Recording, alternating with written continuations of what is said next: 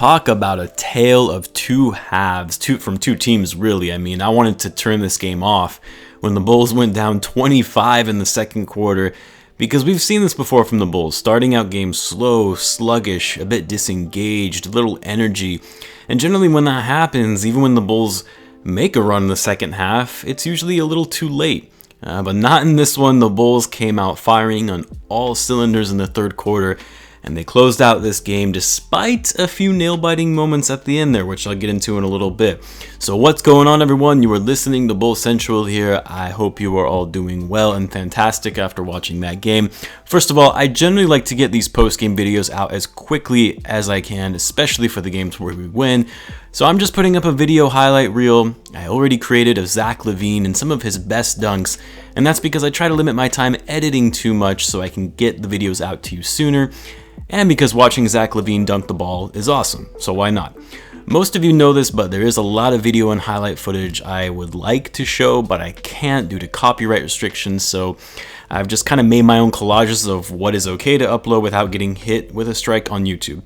Okay, but enough of that. How about this game? So this might be a bit of a stretch, and maybe it's more reactionary than anything. Probably by the time I end this video, I'm going to realize, yeah, that was a bit of a ridiculous statement. But in my opinion, this was the Bulls' best half of the season thus far. Granted, the first half was probably one of their worst, and I know they had some bad halves this season. So say against the Bucks that they had earlier this year, or even that game against the Thunder in the second half where they basically did what the Pistons did tonight. But the reason the first half performance was so bad was because this is the worst team in the league, or at least one of the worst teams in the league.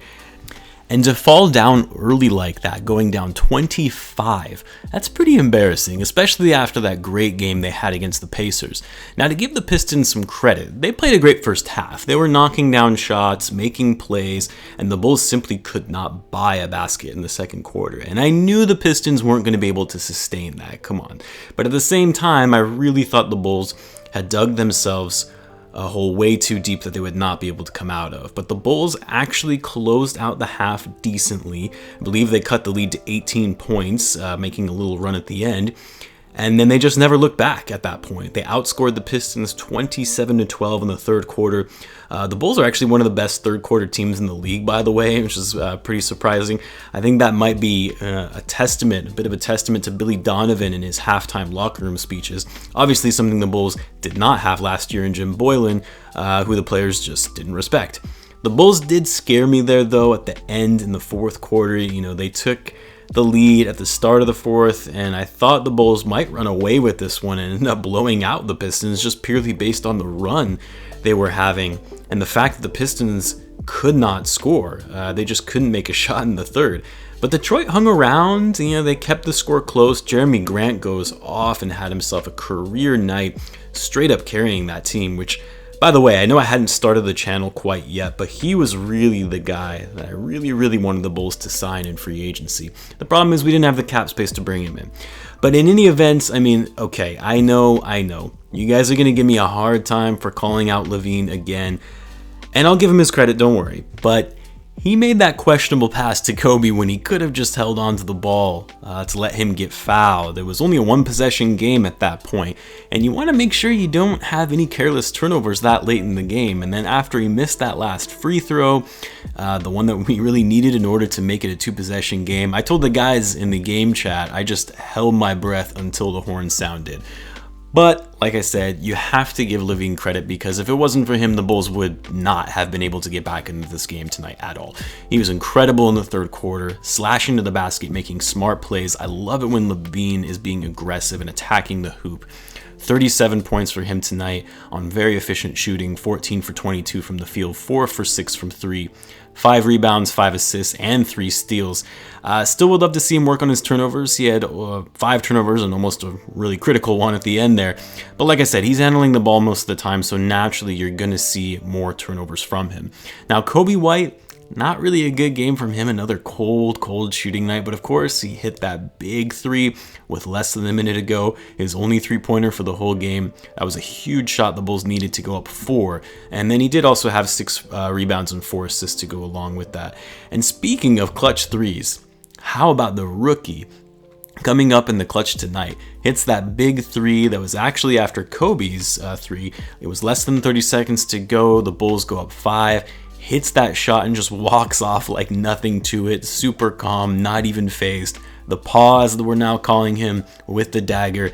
And it wasn't just that shot. He had himself a nice game tonight. 15 points to go along with 5 rebounds.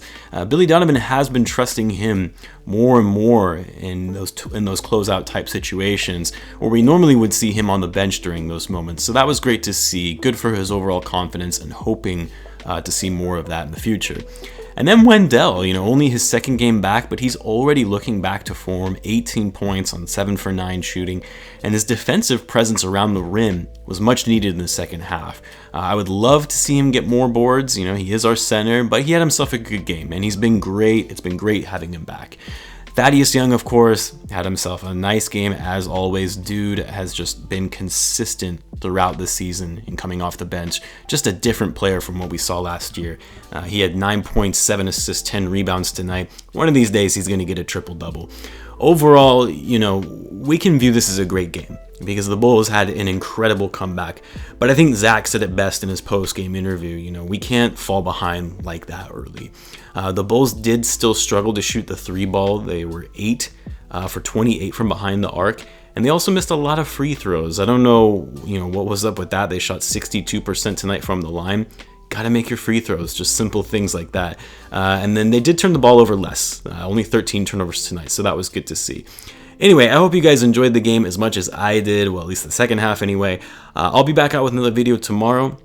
I know this was my 3rd upload today. Sorry if that was a bit of content overload. Go ahead and check out my earlier videos in case you missed it. As always, guys, be sure to subscribe if you're a Bulls fan. I upload daily Bulls content on this channel. Thanks again for tuning in, and I will catch you guys in the next one.